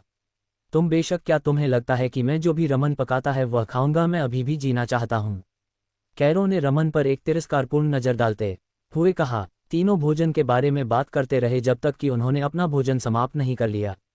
ठीक है, अब कहाँ? रमन ने पूछा। मुझे नहीं पता, तुम जानते हो कि हम इस पूरी अवधि में बेतरतीब ढंग से घूम रहे हैं, कैरो ने उत्तर दिया। हम चलो उस दिशा में चलते हैं, ध्रुव ने सुझाव दिया जहां वे वर्तमान में बैठे थे, वहां से एक इमारत की छत जैसी दिखने वाली चीज की ओर इशारा करते हुए। ठीक है, कैरो और रमन ने खड़े होने से पहले सिर हिलाया। इतने अच्छे मांस की बर्बादी, कैरो ने एक उदास रूप के साथ कहा। वे सुअ को खत्म नहीं कर पाए थे, इसलिए अभी भी कुछ बचा था। ध्रुव उसके करीब गया और उसे छुआ। उसे छूने के बाद वह गायब हो गया। धक ध्रुव, तुम कब से चीजों को गायब कर सकते हो? कैरो तुरंत चिल्लाया, इस तथ्य से स्तब्ध था कि ध्रुव के सुअ के बचे हुए हिस्से को छूने के बाद वह गायब हो गया। रमन हक्का-बक्का खड़ा रहा, ध्रुव को ऐसे देख रहा था जैसे वह कोई विचित्र प्राणी हो। रुको, क्या? ध्रुव ने एक भ्रमित भाव के साथ पूछा। उसने बस इतना किया कि बाकी मांस को अपनी भंडारण में रख दिया। इसमें इतना चौंकाने वाला क्या है? इसके अलावा ऐसा नहीं था कि उसने उन्हें इसके बारे में पहले नहीं बताया था। क्या तुम इंसानों को भी गायब कर सकते हो? अगर तुम कर सकते हो तो मेरे पास लोगों की एक सूची है। कैरो रुक गया जब उसने ध्रुव को अजीब नज़र से देखते हुए देखा। मैंने इसे केवल अपनी भंडारण में रखा है, ध्रुव ने कहा। ओह, तुम्हारा मतलब उस भंडारण से है? रुको, भंडारण क्या है? कैरो ने कहा, जैसे उसके चेहरे पर भावों की एक श्रृंखला दिखाई दी। ध्रुव एक बार फिर अवाक रह गया और वह एक लंबा चेहरा खींचे बिना नहीं रह सका। उसे नहीं लगा कि कैरो इतनी जल्दी इसके बारे में भूल गया होगा। शायद वह इसके बारे में भूल गया है। ये सोचकर उसने कैरो को बताने का निर्णय लिया कि भंडारण क्या है। जैसे ही वह बोलने वाला था, मैं मजाक कर रहा हूँ, मुझे याद है कि यह क्या है। मैं बस ये देखना चाहता था कि अगर मैं कहता कि मुझे नहीं पता तो तुम कैसे प्रतिक्रिया करते। कैरो ध्रुव की प्रतिक्रिया देखकर हंसा। तुम भूल जाओ। ध्रुव केवल अपना सिर हिला सका कि कैरो कितना चंचल था। अब वह जानता था कि कैरो के अधिकांश प्रतिद्वंद्वी कैसा महसूस करते हैं जब भी वह पूछता है कि वे कौन थे। कुछ भी नहीं बचा होने के साथ तीनों ने अपनी यात्रा शुरू की। अरे तुम, ठीक हो, ध्रुव ने अपनी आवाज़ शून्य को प्रेषित की। हाँ, तुमने क्यों पूछा? शून्य ने उसे अजीब तरह से घूरा। ओह कुछ नहीं, बस तुम हाल ही में थोड़े शांत रहे हो। ध्रुव ने अपने साथी के व्यवहार के बारे में थोड़ा चिंतित होकर पूछा। शून्य को ध्रुव की अपने प्रति चिंता देखकर काफी अच्छा लगा और जैसे ही वह बोलने वाला था ध्रुव ने अपने अगले बयान से पल को बर्बाद कर दिया। या क्या तुम गर्भवती हो? ध्रुव ने शरारत से पूछा। धत, मैं गर्भवती कैसे हो सकता हूं? मैं एक नर हूं। शून्य तुरंत फट पड़ा। ध्रुव जो चल रहा था अचानक हंसी के एक दौरे में फट गया। कैरों और रमन जो दोनों उसके पीछे थे उसे यह न समझते हुए देख रहे थे कि एक सामान्य व्यक्ति अचानक क्यों हंसने लगेगा। क्या तुम्हें लगता है कि वह ठीक है? रमन कैरों के करीब झुक गया और फुसफुसाया। मैं इतना निश्चित नहीं हूं। कैरों ने अपना सिर हिलाया। उन्हें दोष नहीं दिया जा सकता था। जब ध्रुव ने पहले उन्हें आकाश तत्व और भंडारण बूटी के बारे में बताया था तो उसने उन्हें यह नहीं बताया था कि वह अपने मन में शून्य से बात कर सकता है। ध्रुव, तुम ठीक हो? रमन ने ध्रुव को उसकी पीठ पर थपथपाते हुए पूछा। बेशक मैं हूं, तुम ऐसा क्यों? ध्रुव जो रमन को जवाब देते समय मुड़ा था अपने रास्ते में दिखाई देने वाली चट्टान को देखने में विफल रहा और उससे ठोकर खाकर मुंह के बल जमीन पर गिर गया। अजीब बात यह थी कि उसके ठोकर खाने के बाद चट्टान ऐसे गायब हो गई जैसे वह कभी वहां थी ही नहीं। तुम ठीक हो? उन्होंने एक साथ पूछा। हाँ, मैं बस एक चट्टान से ठोकर खा गया। ध्रुव ने अंतिम भाग उस जगह को देखते हुए कहा जहां चट्टान होनी चाहिए थी, फिर भी उसे कुछ नहीं मिला। उसने चारों ओर देखा और शून्य को जहां वह हंस रहा था उससे बहुत दूर नहीं पाया। ये तुम हो? उसने कहा। हाँ, ये तुम्हें सिखाएगा कि मुझसे खिलवाड़ न करो। शून्य हंसता रहा। वह जानता था कि ध्रुव केवल उसका मजाक उड़ा रहा था, इसलिए उसने भी खेलने का निर्णय लिया और चूंकि उसके पास आकाश तत्व था, चीजों को प्रकट करना और गायब करना उसकी विशेषता थी। ध्रुव ने अपनी आंखें सिकुड़ी और उसके चेहरे पर एक मुस्कान बन गई। प्लॉप, जिस जमीन पर शून्य खड़ा था वह अचानक नर्म हो गई और वह उसमें गिर गया। ध्रुव ने इसे गुप्त रखने का ध्यान रखा ताकि कैरों और रमन को पता न चले। हे मैं अंत में जीत गया। वह खड़ा होने से पहले हंसा। तीनों ने अपनी यात्रा जारी रखी और शून्य को अपने आप चलना पड़ा। इसका कारण यह था कि वह कीचड़ से ढका हुआ था और ध्रुव ने उसे धोने के लिए जल तत्व का उपयोग करने से मना कर दिया। कैरों और रमन वास्तव में कीचड़ से सने शून्य को देखकर चौंक गए थे। वे जानते थे कि वे किसी कीचड़ वाली जगह से नहीं गुजरे थे, तो कीचड़ कहाँ से आया? जब समूह इमारत तक पहुंचने वाला था तो ध्रुव ने अंततः शून्य को साफ करने का निर्णय लिया। चूंकि वह खुले तौर पर जल तत्व का उपयोग नहीं कर सकता था, वह केवल कैरों को ऐसा करने के लिए कह सकता था। बूम, परिसर से एक जोरदार विस्फोट हुआ जिसके साथ धुआं और चीखें भी थीं। लोग फिर से लड़ रहे हैं, रमन ने दुख से कहा। उसने इस सप्ताह में इतनी अधिक लड़ाइयां देखी थी जितनी उसने परीक्षा भूमि में प्रवेश करने के बाद से नहीं देखी थी। उसे उन लोगों के लिए थोड़ा दुख हुआ जो खजाने के लिए लड़ते हुए अपनी जान गंवा देते हैं। यद्यपि एक खजाना उनके जीवन को बदल सकता है, अगर वे इसे प्राप्त करने की कोशिश में मर जाते हैं तो क्या उपयोग था? यद्यपि वह भी मजबूत बनना चाहता था, वह जिस गति से सुधार कर रहा था उससे संतुष्ट था। कभी भी जीवन में बहुत तेजी से आगे बढ़ना हमेशा सही विकल्प नहीं होता है। चलो इसे देखते हैं, ध्रुव ने धीमी आवाज में कहा। उसे भी समझ नहीं आया कि इनमें से अधिकांश लोग सिर्फ एक खजाने के लिए मौत के कगार तक क्यों लड़ रहे थे। उसने अपना हाथ शून्य के नर्म रोए पर फेरा। उसे सहलाते हुए परिसर में प्रवेश करने से पहले शून्य के साथ कुछ समय रहने के बाद उसने पाया कि हर दूसरी बिल्ली की तरह शून्य को भी ये पसंद है जब कोई उसे सहलाता है, इसलिए जब भी वह देखता कि वह गुस्से में है तो वह उसे सहलाता। तीनों जल्द ही परिसर में प्रवेश कर गए और जो उनका स्वागत किया वह वैसा ही था जैसा अपेक्षित था। 4 लोग एक दूसरे के खिलाफ लड़ रहे थे, जिसमें 3 लाशें फर्श पर थीं। एक अज्ञात समूह के आगमन ने तुरंत लड़ने वालों को सचेत कर दिया। वे रुक गए और उस द्वार की दिशा में देखने लगे जहां ध्रुव और उसके मित्र खड़े थे, और उनके दिल डूब गए। इसका कारण यह था कि उन्होंने महसूस किया कि जो 3 लोग अभी अभी आए थे उनमें से एक उत्पत्ति स्तर के चौथे चरण में था। जो 4 एक दूसरे के खिलाफ लड़ रहे थे वे सभी तीसरे चरण में थे और भीषण लड़ाई से गुजरने के बाद वे अपने चरम पर नहीं थे। और चूंकि वे एक दूसरे पर इतना भी भरोसा नहीं करते थे कि वे एक टीम बना सकें, इसलिए उत्पत्ति स्तर के तीसरे चरण के तत्वज्ञानियों की इन 2 जोड़ियों के लिए ध्रुव और उसके मित्रों के खिलाफ लड़ने का कोई रास्ता नहीं था। भले ही वे दूसरी जोड़ी के साथ टीम बना लेते, फिर भी उनके पास कोई अवसर नहीं था। शून्य कुछ अच्छा है, ध्रुव ने अपनी आवाज शून्य को भेजी। अगर ये लोग जिसके लिए लड़ रहे थे वह कुछ ऐसा होता जो शून्य का ध्यान आकर्षित कर सकता तो उसे उनसे इसे लेने में कोई आपत्ति नहीं होती। कम से कम इस तरह वे एक दूसरे को मारना बंद कर देते। नहीं, मैंने पहले ही जांच कर ली है, ये काफी अच्छा नहीं है, शून्य ने उत्तर दिया। शून्य का उत्तर सुनने के बाद ध्रुव ने तनावग्रस्त लड़ने वालों से अपनी नजरें हटा लीं और अपने मित्रों की ओर मुड़ा। चलो चलते हैं, यहाँ कुछ भी अच्छा नहीं है। कैरों और रमन ने सिर हिलाया। वे वैसे भी खजानों के प्रति बहुत आकर्षित नहीं थे। महान भूसा द्रव प्राप्त करने के बाद उन्हें लगा कि यहाँ आने का कारण प्राप्त हो गया है। इतना ही नहीं बल्कि वे जानते थे कि भले ही महान भूसार द्रव के समान स्तर का कोई और खजाना हो, वह इतनी आसानी से प्राप्त नहीं होगा। जो चार लड़ रहे थे वे चकित रह गए जब उन्होंने तीनों को इमारत में घुसे बिना ही जाते हुए देखा। उनके शुरुआती झटके के बाद उन्होंने राहत की सांस ली। अब उन्हें बस अपने विरोधियों से छुटकारा पाना था और वे खजाना प्राप्त करने में सक्षम होंगे। परिसर के बाहर हम कहाँ जा रहे हैं? ध्रुव ने चारों ओर देखते हुए पूछा। इस बड़ी जगह में किसी को खोजना लगभग असंभव था। एक दूसरे से संपर्क करने का कोई तरीका नहीं था, तो वे कैसे जानेंगे कि वे कहाँ थे? हम उन सभी ने एक साथ कहा। सभी की अजीब प्रतिक्रियाओं को देखकर उन्होंने एक दूसरे को देखा और फिर उत्सुकता से अपने झोलों और अंगूठी को गर्मी के कारण की जांच की। कैरों और रमन ने जल्दी से एक 2 इंच की लकड़ी की वस्तु निकाली जो शानदार ढंग से चमक रही थी और उनके हाथों को थोड़ा गर्म भी कर रही थी। उन्होंने अनजाने में उसे छोड़ दिया और उनके सबसे बड़े आश्चर्य के लिए यह उम्मीद के मुताबिक जमीन पर नहीं गिरी, बल्कि यह तैरने लगी एक विशिष्ट दिशा में बढ़ने से पहले। यह क्या बकवास है? ये क्या है? और हमारे पास यह एक कैसे आ गई? कैरों अजीब वस्तु से हक्का बका रह गया। ध्रुव ने भी अपनी भंडारण बूटी से वही लकड़ी की वस्तु निकाल ली थी और वह उसे अजीब तरह से देखे बिना नहीं रह सका। मैंने ये कहाँ से प्राप्त किया? उसने खुद से पूछा। इसमें केवल कुछ सेकंड लगे और कैरों और रमन की वस्तुओं को हवा में तैरते देखने के बाद उसने उन्हें पहचान लिया। हाँ, ये वे लकड़ी की वस्तुएं हैं जो मैंने उस अंधकार तत्वज्ञानी से ली थीं। इसका पीछा करो, ये हमें अदिति तक ले जाएगी। ध्रुव ने उत्साह से कहा। उसे भैरों के झोले से बहुत सारी लकड़ी की वस्तुएं मिली थीं और वह भाग्यशाली था कि उसे भैरों के एक साथी से इसका उपयोग कैसे करना है ये पता चल गया था। इसलिए जब वह और उसके मित्र अपने अपने रास्ते जाने वाले थे तो उसने उनमें से प्रत्येक को एक दिया और उन्हें इसका उपयोग करने का तरीका बताया। इस तरह अगर उनमें से कोई भी खतरे में होता तो वे सहायता के लिए बुला सकते थे। खैर, यह इस शर्त पर था कि व्यक्ति पास में हो। कैरों और रमन वस्तु के बारे में भूल गए थे, लेकिन ये सुनकर कि यह उन्हें अदिति तक ले जाएगी उन्होंने तुरंत उसका पीछा किया। यहाँ तक कि ध्रुव भी भूल गया था कि उसके पास ऐसी कोई चीज़ है। यद्यपि उसकी अंगूठी में अन्य वस्तुएं भी गर्म हो रही थीं, ये बहुत बुरा नहीं था। तीनों ने तैरती हुई चमकती लकड़ी की वस्तु का पीछा किया और उन्होंने अनजाने में उन कुछ लोगों का ध्यान आकर्षित किया जिन्होंने उन्हें एक तैरती हुई वस्तु का पीछा करते देखा।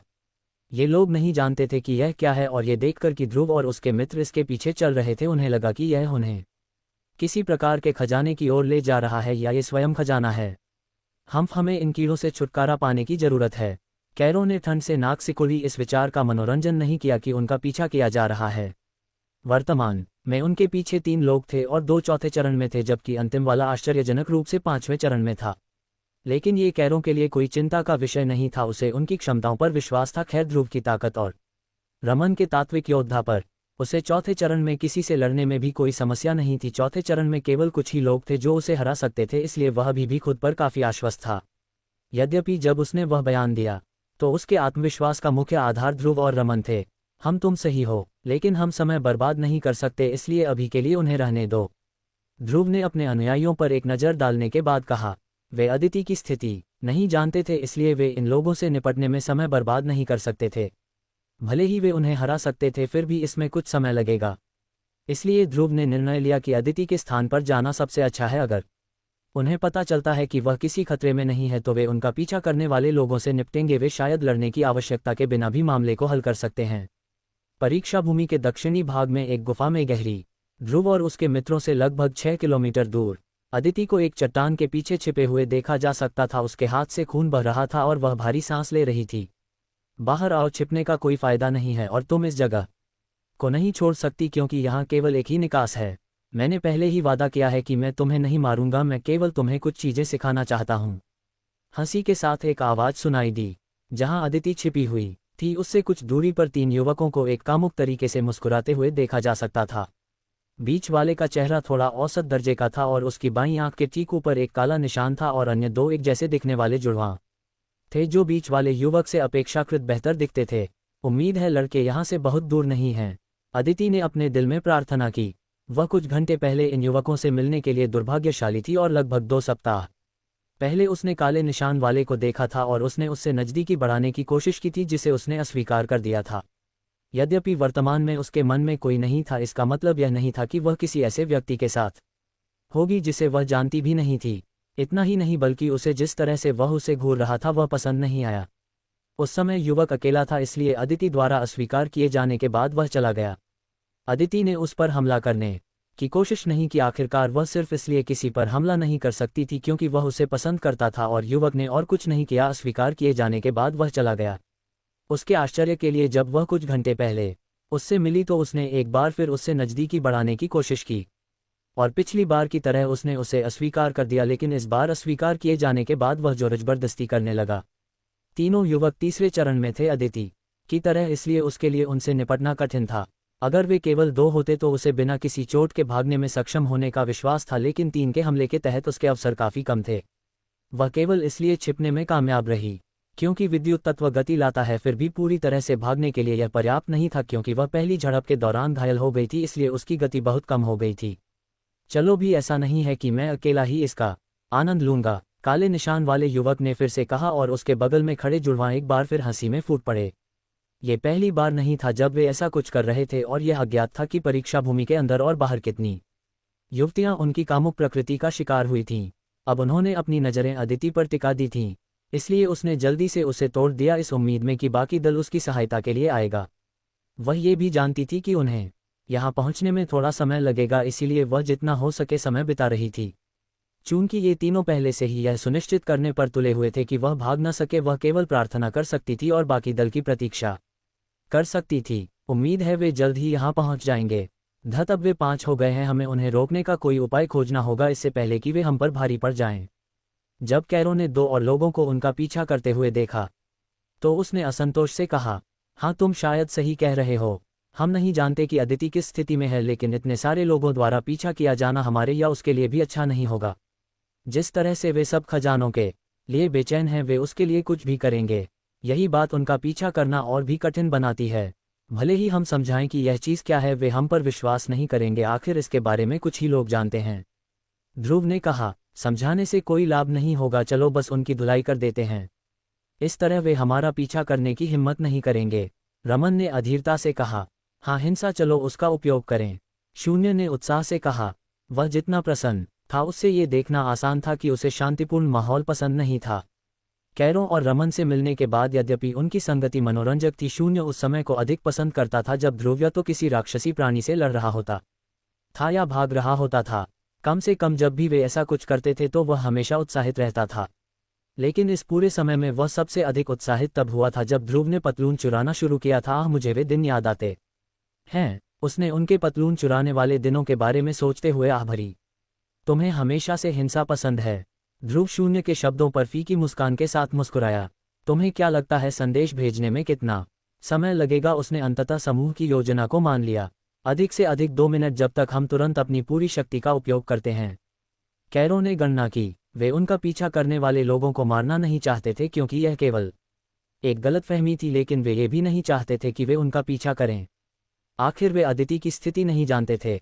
साथ ही इस बात की भी संभावना थी कि अदिति को कोई अनोखा खजाना मिल गया हो जो वह उन्हें दिखाना चाहती हो। यद्यपि संभावनाएं कम थीं, यह एक ऐसी संभावना थी जिसे वे नकार नहीं सकते थे। ठीक है, जब तक मैं अपना अंकन तैयार करता हूं तब तक प्रतीक्षा करो, तब तक हम आक्रमण नहीं करेंगे। ध्रुव ने सिर हिलाया। चूंकि वे उनसे जल्दी निपटने वाले थे, इसलिए उसने सोचा कि वह भी अपने अंकन का उपयोग कर ले। एकमात्र समस्या ये थी कि वे नहीं जानते थे कि वे पहले से ही अदिति के निकट हैं या नहीं, इसलिए यदि उसके अंकन बनाने से पहले वे अदिति के स्थान पर पहुंच जाते तो ये काफ़ी दुखद होता। ध्रुव के अंकन पूरा करने से पहले 1 और मिनट बीत गया। ठीक है, मैं तैयार हूं, उसने कहा। तीनों रुके और पीछे मुड़े। ध्रुव ने पहले ही सुझाव दिया था कि वे पहले उन्हें समझाने की कोशिश करें। केवल जब उनका पीछा करने वाला समूह उनकी बात मानने से मना कर दे तभी वे आक्रमण करेंगे। यद्यपि आक्रमण करने से उनका पीछा करने वाले लोगों को लगेगा कि वे वास्तव में एक खजाना पाने जा रहे हैं, उनके पास अधिक विकल्प नहीं थे। उनके पीछे चल रहे लोग भी रुक गए और तीनों को देखने लगे। फिर उन्होंने उनके पीछे देखा और देखा कि जिस तैरती हुई वस्तु का तीनों पीछा कर रहे थे वह इस समय जमीन से निकले एक मिट्टी के हाथ से रुकी हुई थी। तुम हमारा पीछा क्यों कर रहे हो? कैरो ने उदासीनता से पूछा। कुछ नहीं, उत्पत्ति स्तर के 5वें चरण के युवक ने कहा। चूंकि वह उच्चतम चरण वाला था, इसलिए वह समूह का स्वतः ही सरदार बन गया था। 4 लोगों में से 3 पुरुष थे, जबकि हाल ही में शामिल हुए अंतिम 2 महिलाएं थीं।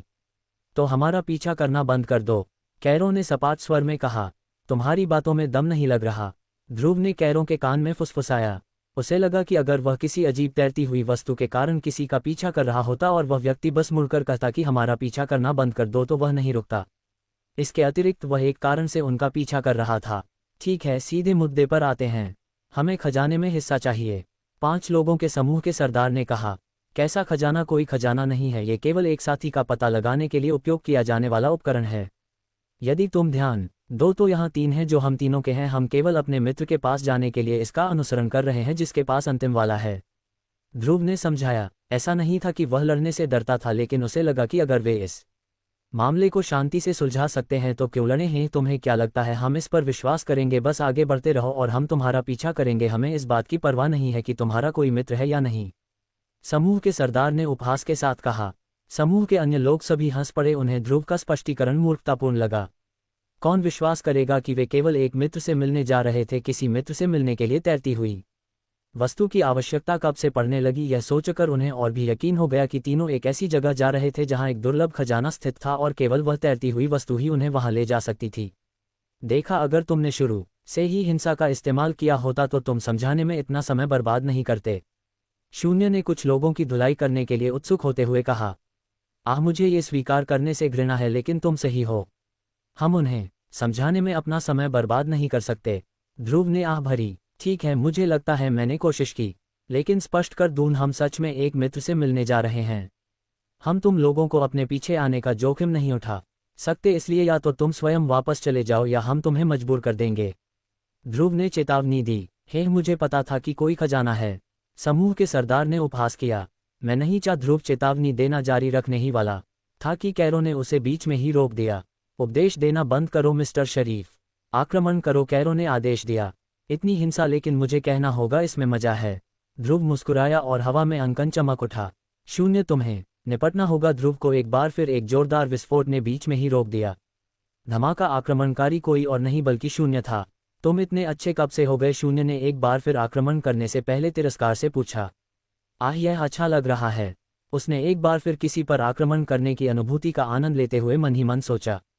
ध्रुव अजीब तरह से मुस्कुराया। मुझे समझ नहीं आ रहा कि मैं उनके प्रति इतना विचारशील क्यों हो रहा हूं। इस विचार के बाद वह भी आक्रमण में शामिल हो गया। धमाका धड़ाम, लड़ाई जल्दी ही गर्मा गई और ध्रुव का प्रतिद्वंद्वी कोई और नहीं बल्कि उत्पत्ति स्तर के 5वें चरण के समूह का सरदार था। वह एक जल तत्वज्ञानी था और वह काफी शक्तिशाली भी था। खैर, ये तब होता अगर वह किसी और का सामना कर रहा होता। ध्रुव के सामने वह कुछ भी नहीं था। युवक के सबसे बड़े आश्चर्य के लिए ध्रुव से लड़ते समय वह तुरंत रक्षात्मक हो गया और सबसे परेशान करने वाली बात यह थी कि वह देख सकता था कि ध्रुव उस पर बहुत अधिक ध्यान भी नहीं दे रहा था। ये कौन है? यह इतना शक्तिशाली कैसे हो सकता है? उसने मन ही मन सोचा। यद्यपि यहाँ के प्रतिभाशाली लोग एक ही साम्राज्य से नहीं थे, लेकिन कुछ ऐसे थे जो लड़ाइयों के माध्यम से परीक्षा भूमि में प्रसिद्ध हो गए थे। लेकिन युवक ने किसी ऐसे व्यक्ति के बारे में नहीं सुना था जिसके पास नीली ज्वालाएं हों, और उसने ध्रुव को पृथ्वी तत्व का उपयोग करते हुए भी देखा, जिससे वह एक दोहरा तत्वज्ञानी बन गया। मुझे नहीं पता कि मैं आज इतना अच्छा क्यों बन रहा हूं, लेकिन मैं तुम्हें एक बार फिर चेतावनी दूंगा, इससे पहले कि बहुत देर हो जाए, अभी वापस लौट जाओ। ध्रुव ने फिर से चेतावनी दी। उसे नहीं पता था कि आज उसे क्या हो रहा है, लेकिन चूंकि उसका किसी को मारने का मन नहीं था, उसने सोचा कि युवक को एक बार फिर चेतावनी देना अच्छा हो सकता है। और खजाने को छोड़ दूं? कोई संभावना नहीं, युवक ने दृढ़ता से कहा, किसी भी तरह से पीछे नहीं हटा। ठीक है। ध्रुव की आंखें ठंडी हो गईं। वह और समय बर्बाद नहीं करना चाहता था। रमन, तुम क्या कर रहे हो? पूरी शक्ति लगाओ मूर्ख, कैरो ने जब रमन को केवल अपने तत्वों से लड़ते देखा तो उसे कोसा। भाड़ में जाओ मूर्ख कहीं के, रमन ने हमेशा की तरह कोसते हुए तुरंत अपने तात्विक योद्धा को बुला लिया। कैरो और रमन से लड़ने वाले दोनों ने शुरू में सोचा था कि जब वे एक दूसरे को कोस रहे थे तो वे आपस में लड़ने वाले हैं, लेकिन तात्विक योद्धा को देखकर उनके चेहरे डर से पीले पड़ गए। उन्होंने तात्विक योद्धा के चरण को महसूस किया और उन्हें और भी बड़ा डर लगा। वह उनसे एक चरण आगे था, लेकिन वे जानते थे कि उसकी असली शक्ति उत्पत्ति स्तर के 6ठे चरण पर होगी। वे उससे कैसे लड़ सकते थे? 1.5 मिनट में 5 लोगों का समूह अपनी अंतिम सांसें गिन रहा था। ध्रुव 5वें चरण के युवक की पिटाई कर रहा था और साथ ही अपने अंकन का उपयोग तात्विक योद्धा की सहायता के लिए कर रहा था, जो 2 लोगों से लड़ रहा था। यद्यपि वह उन पर भारी पड़ रहा था, ध्रुव को लगा कि जितनी जल्दी वे हार जाएं उतना अच्छा। कैरों के प्रतिद्वंद्वी की हालत भी अच्छी नहीं थी, क्योंकि उसे 2 हमलों का सामना करना पड़ रहा था, एक कैरों के तत्व से और दूसरा उसके मुंह से। हमेशा की तरह कैरों को लड़ते समय अपने प्रतिद्वंद्वी को कोसने की आदत हो गई थी, जबकि सबसे दयनीय वह युवती थी जो शून्य से लड़ रही थी। पहले तो उसे यह अजीब लगा कि एक प्यारी सी छोटी काली बिल्ली उससे लड़ना चाहती है, लेकिन अब वह उसे प्यारा नहीं मानती थी, बल्कि उसे केवल एक नन्हा शैतान दिखाई दे रहा था। दूसरों के विपरीत शून्य कुछ भी नहीं रोक रहा था और लगभग पूरी शक्ति से आक्रमण कर रहा था। अगर ध्रुव ने उसे कई बार भोजन न देने की धमकी न दी होती तो वह अब तक उस युवती को कई बार मार चुका होता, लेकिन इसने उसे चोट पहुंचाने से नहीं रोका। आखिर वह एक राक्षसी प्राणी था और हिंसक होना उसका स्वभाव था। मैंने नहीं चाहा था कि चीजें इस तरह हों, लेकिन ये सब तुम्हारे लालच के कारण हुआ। और हाँ, हम सच में अपने मित्र से मिलने जा रहे हैं, ध्रुव ने जाने के लिए मुड़ने से पहले कहा। समूह के मुड़ने के बाद तीनों ने अपनी यात्रा जारी रखी। तुम्हें हो क्या गया है, तुम इतने नर्म कब से पड़ गए, कैरों पूछे बिना नहीं रह सका। उसे ध्रुव का व्यवहार काफी अजीब लगा। जब से वह ध्रुव को जानता था, ये पहली बार था जब उसने उसे दूसरों के प्रति इतना नर्म व्यवहार करते देखा था। मुझे नहीं पता, शायद आज मेरा किसी को मारने का मन नहीं है, ध्रुव ने हल्की मुस्कान के साथ कहा। और ठीक है, कैरों ने सिर हिलाया। वह जानता था कि कभी भी ऐसा भी होता है जब किसी का कुछ करने का मन नहीं करता। चूंकि आज उसके मित्र का मारने का मन नहीं था, तो ऐसा ही सही हमें अपनी गति बढ़ानी चाहिए। मुझे लगता है कि हम निकट पहुंच रहे हैं, ध्रुव ने कहा और ये देखने की कोशिश की कि क्या वस्तु को तेजी से आगे बढ़ाने का कोई तरीका है। उसने उसे अपनी हथेली में रखा और पृथ्वी तत्व से उसकी रक्षा की। जब भी उसे लगता कि वह मुड़ना चाहती है तो वह उसे छोड़ देता। उसके मुड़ने के बाद वह उसे फिर से पकड़ लेता और आगे बढ़ता रहता। लगता है वह यही है, ध्रुव ने लकड़ी की वस्तु को गुफा के मुंह में तैरते हुए देखकर कहा। हाँ, लगता है उसे आखिरकार एक खजाना मिल ही गया, कैरों ने आंखों में चमक के साथ कहा। अगर यह सच में एक खजाना था तो यह कोई साधारण खजाना नहीं होगा, क्योंकि अदिति उन्हें किसी साधारण खजाने के लिए नहीं बुलाती। हम अभी बहुत निश्चित नहीं हो सकते, चलो पहले अंदर चलते हैं, ध्रुव ने कहा और गुफा में चला गया। दूसरे भी उसके पीछे हो लिए। अंदर प्रवेश करते ही उन्होंने तुरंत एक सुरंग देखी जो गुफा में और गहराई तक जाती थी, और वे सावधानी से जगह का निरीक्षण करते हुए अंदर चले गए। कुछ अच्छा है, ध्रुव ने शून्य से पूछा। नहीं, लेकिन मुझे आगे लोगों की उपस्थिति महसूस हो रही है, शून्य ने थोड़ी देर बाद कहा। हम चलो गति बढ़ाते हैं, ध्रुव ने दूसरों से आग्रह किया और तेजी से आगे बढ़ा। गुफा की गहराइयों में अदिति इस समय तीनों से घिरी हुई थी और काले निशान वाला युवक जोर जोर से हंस रहा था। हे, अब तुम मेरी हो, मैं वादा करता हूं तुम इस पल को अपनी बाकी जिंदगी याद रखोगी, उसने अदिति के पास आते हुए अपने होठों पर जीभ फेरी। मुझे कहना होगा तुम काफी शक्तिशाली हो, यह अनुभव को सार्थक बना देगा, जुड़वा में से एक ने कहा। उसे अभी भी विश्वास नहीं हो रहा था कि उन तीनों को उसे हराने में लगभग 20 मिनट लग गए। अदिति जो इस समय फर्श पर बैठी थी, उसने ऊपर देखा और उसकी आंखों में आंसू भर आए। उसने नहीं सोचा था कि उसे अपने जीवन में कभी ऐसी स्थिति का सामना करना पड़ेगा। उसे लगा कि उसके साथ ऐसा कुछ होने के बजाय अपना जीवन समाप्त करना बेहतर है। अलविदा दोस्तों, मुझे आशा है कि तुम लोग मुझे बहुत याद नहीं करोगे, उसने एक दुखद मुस्कान के साथ सोचा। जैसे ही वह अपने शरीर में बिजली को अपने हृदय की ओर नियंत्रित करने वाली थी, उसने एक बहुत ही जानी पहचानी आवाज सुनी। अरे दोस्त, क्या तुम्हें यकीन है कि आज तुम्हारा मारने का मन नहीं है?